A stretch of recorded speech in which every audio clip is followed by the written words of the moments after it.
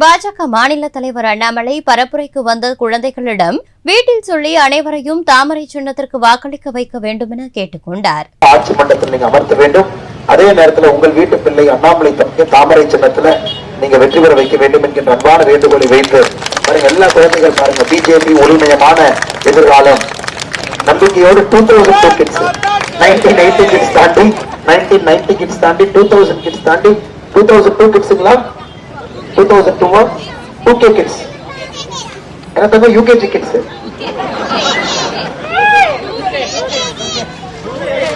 2K kids எல்லாம் வர்றாங்க வந்துருக்காங்க பாருங்க. ஐயா மோடி ஐயா உட்கார வச்சா நாங்கெல்லாம் பெரிய குழந்தை ஆகும் போது இந்த நாடு கொஞ்சம் நல்லா இருக்கும். எங்களுக்கு வாக்குரிமை இல்லை என்றாலும் கூட நாங்களும் இந்த பிரச்சாரத்துக்கு வருகின்றோம் என்று சின்ன சின்ன குழந்தைகள் வந்திருக்கிறாங்க.